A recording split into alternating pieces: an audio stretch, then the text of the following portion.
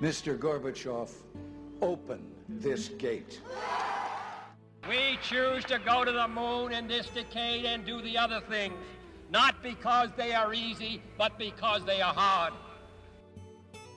Today, I consider myself the luckiest man on the face of the earth.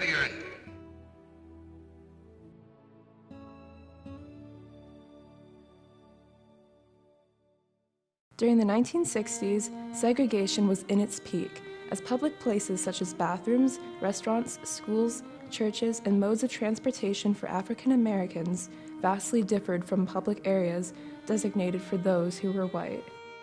I have a dream that one day this nation will rise up and live out the true meaning of its creed. We hold these truths to be self-evident, that all men are created equal. On August 28, 1963, Martin Luther King Jr. delivered a moving speech to a massive group of civil rights marchers gathered around the steps of Lincoln Memorial in Washington, D.C. This event was officially known as the March on Washington for Jobs and Freedom.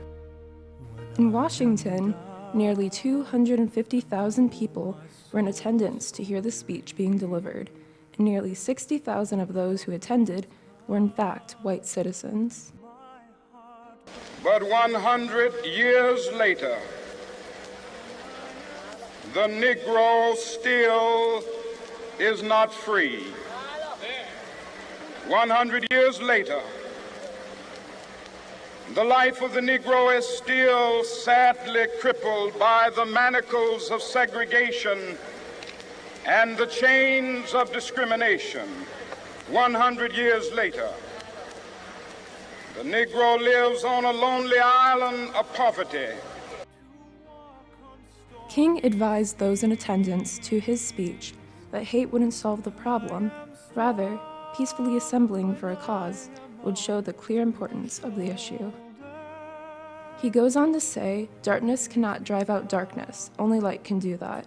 Hate cannot drive out hate, but only love can do that. King addressed Black Americans to discuss the question of how to achieve justice.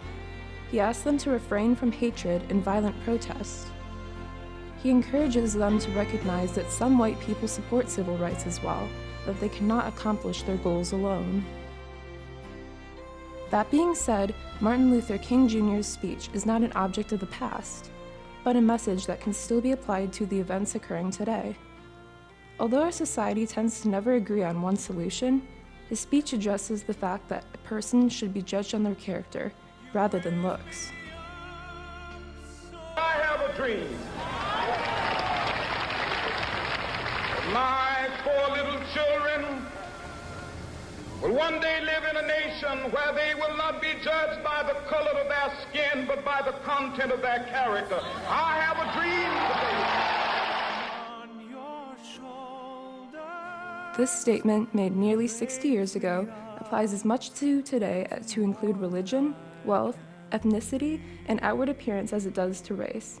In Dr. King's honor, let's take a moment to reflect on how we judge others and appreciate the influence that he had on civil rights and how his message still lives on today.